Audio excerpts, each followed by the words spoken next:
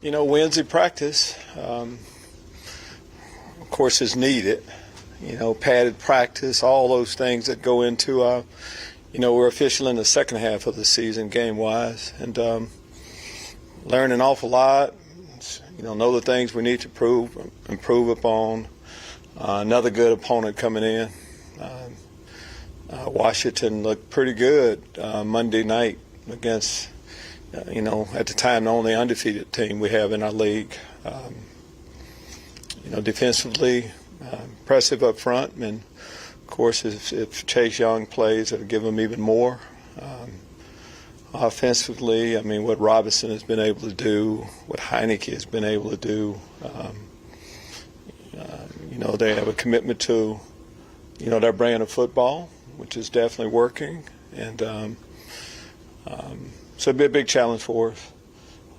We're, offensively, some things we did in the last game, if we can just get that taken care of. It's one thing. The hard part should be getting down into the red zone. Now being able to get touchdown once we get there, and we played the run a little bit better this past week, and we'll need to do it this week also. Take the question. So what do you think about adding, Benjamin? And we think he can bring a table. Was he able to get out there at all today or tomorrow? No, he'll be out there tomorrow. Whenever you have a chance, as far as improving our roster, whenever we have a chance, we're all constantly looking to improve the roster. And when players become available that we think can help us, and that's the case with Eno, I go all the way back to high school, recruiting him then. So, I think he started a few games for the Cardinals this year. Good football player, added to the mix. You said you recruited him in high school? Recruited a lot of guys, and that term recruiting, when you really have a chance, it's not like he didn't visit us or anything. I went to Arizona State and had a great career there. Can you tell me about any story you could share about? No, that's a long time. That's a long time ago. He was on our recruiting list, and we had a little bit of conversation, as I recall. But the older I get these years, man, I kind of forget an awful lot. And but I haven't forgotten that much about him. He's a good player in high school, good player in college. He's been a good pro, and we're hoping he'll give us something. About him that fits into what you want to do offensively? I just think he's, he knows, first off, we want running backs that know what to do with the ball, can carry it. A runner first. Feel like he can catch the ball. Has a little bit of size to him also. Lovie, can you talk about Kenyon Green and kind of the growth challenges he's going through as a rookie? I know you guys feel good about him, but he's faced some of the best in the league, and that's going to continue this week. What do you say to him at this point? Well, I think he's probably going through what a typical rookie offensive lineman goes through, and a typical rookie interior offensive lineman goes through. The guys closest to the ball have a little bit of size and strength, and he's played, just so happens, just seemed like he's been on a string where we're playing, seemed like the best interior lineman in the league we've kind of gone through lately. So that has to speed up his growth to see exactly what he's going to be dealing with his career, these type of athletes. He's holding his own. There's some plays that we like to have back, but there are some plays that we see that we really like to. What do you see in Christian Kirksey as he's handled himself this year as a captain through a season like this in the defense? I think defensively as a whole, we haven't played as well as we need to. And Christian's been a part of that. Last couple games, I think I can see him trending in the right direction too. He's provided great leadership. All those things you expect from a captain, exactly who he is. But just what we're looking for defensively, not just Christian, everybody. One area is more possessions. We haven't taken the ball away. I know it's been documented how we played the run, and we haven't taken the ball away. Everybody on defense is part. All of us are part of that. But that's the reason why Kristen leads our defense still. And I think he's been great for Kristen Harris also. Veteran presence has shown him exactly how to do it. What things do you see daily in Kirksey? Like what when you around and see him? There's a lot of things. Everything that a linebacker needs to do comes to mind. as I said, the leadership part, knowing what to do, getting the group lined up, and then making the plays that it needs to make. Ron Rivera, what's your relationship like with him, and what do you think of him as a coach? Good football player, good football coach, good fundamental coach. His teams are going to play a certain way. We have a similar philosophy on how to win football games. So I know how he's leading his team, and you see them playing that way. The emphasis that they place on their defensive line, I mean, you kind of have to start there. And they have not just given talk to that, they've, with picks and things like that, pretty impressive as you look of how they're building their team. Emphasis on the running game, on the offensive side of the football. So we know each other. I mean, when you work with someone, and Chris Harris, their secondary coach, I coached in Chicago too, so know a little bit. Scott Turner's doing a heck of a job. A little history with the Turners too, so a lot of things we know about each other. I understand football is a business. Did you ever have to smooth anything over with him over the years since having to part ways with him, or were y'all just good ever since then? Most people don't live in the past. I don't. Assume you don't either. Things happen in football, you kind of move on. No, I do. We're seeing NFL kind of transition a little bit this year in particular to more of a running game. You've seen a lot, in particular, yards per carry a little bit up. When did you see that transition, if you noticed it, and why do you think that is? I mean, you say that it's trending that way. I think the running game has always been a part of winning football.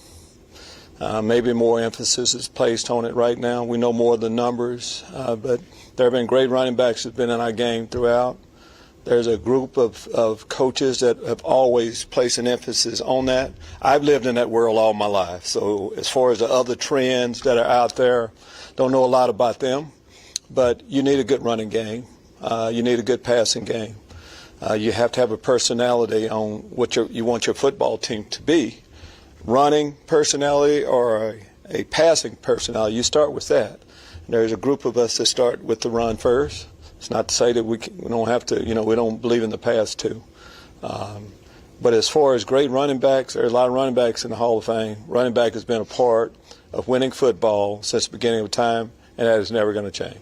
And as you all, continue to focus on this run mindset, do you think there's going to be a need to implement a second guy along with Damian Pearson? Could, possibly be a guy that you could kind of lean on? I think the first thing you need to do is, I think what most people are trying to do is getting one running back that they feel good about. Now, we dress three, so we want the second one to be able to run the ball too. But I think the focus first, I think it's hard enough to get that bell cow.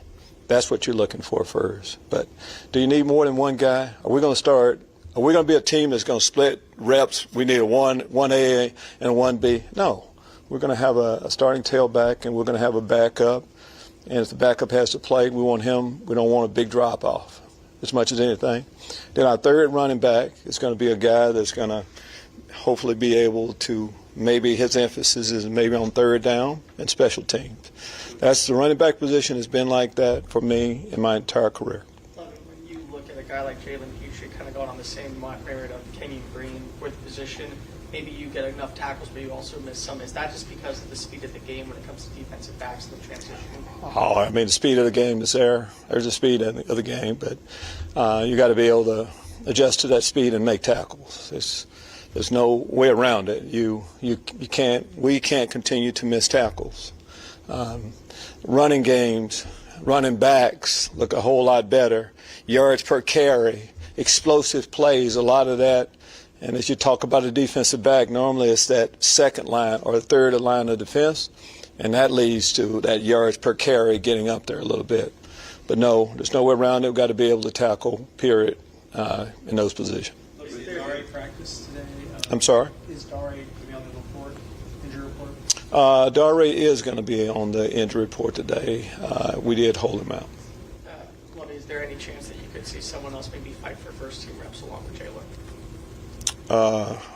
Oh, I think that's Jalen needs to, like all of us defensively, need to play better football. But Jalen is our starter, and also he's our rookie starter, and so we don't expect him to be running a lot right away.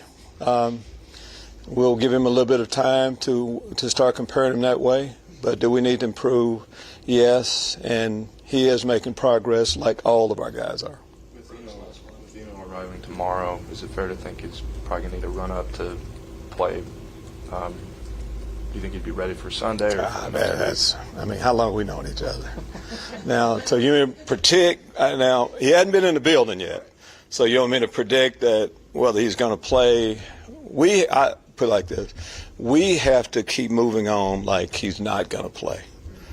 Since we're bringing a new player into the mix, we play a lot of games when he wasn't a part of the team, so we're moving on like he is not and will not. We're going to give him a little bit of time to at least get in the building, and then we'll see. Thanks. Thank you.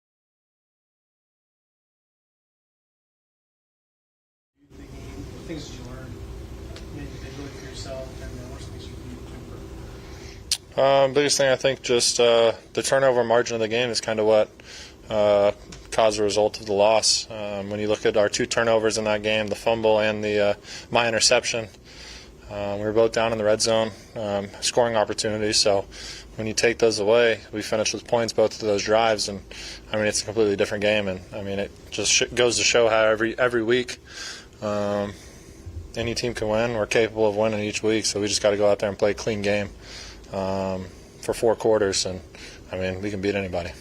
Davis, since week 1, you guys have had 27 total plays with a lead. Does it feel like that in the game? How does that, influence how you guys play? We talked about it a little bit. I didn't know that was the actual amount of plays. It feels like we're playing people close a lot, not just 27 plays, but I think it just goes to show we got to come out aggressive from the start of the game. Don't try to play too conservative from the start.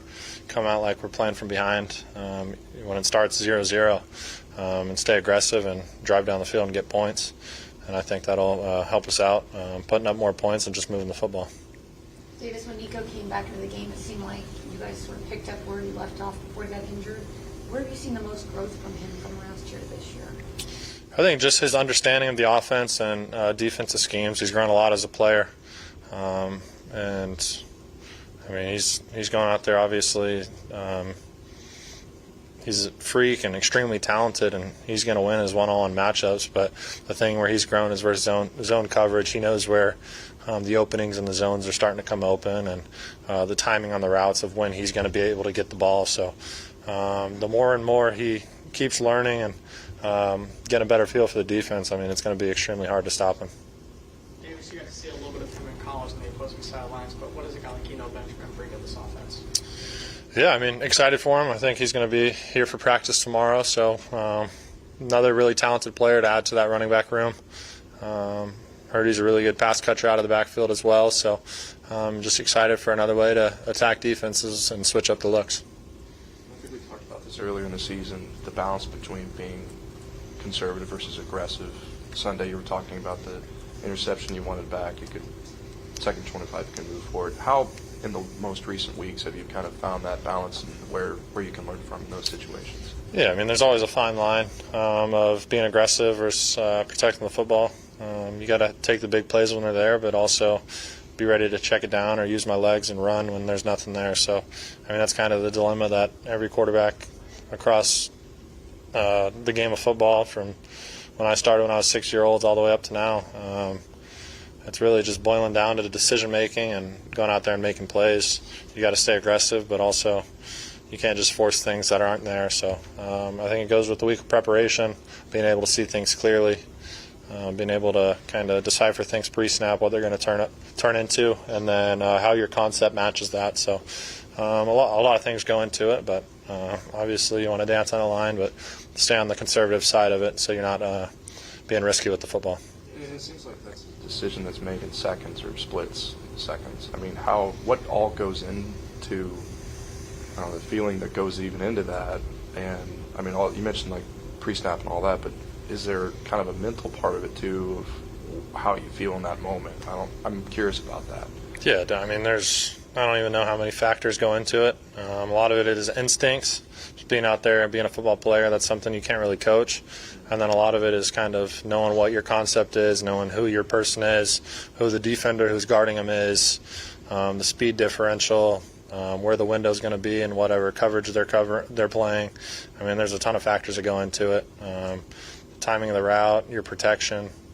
I mean, there's a ton of things that go into it, and a lot of it is just going out there and, I mean, making a play, trying to beat the defense on any given play and executing. You mentioned it's tough to coach. How do you train that then?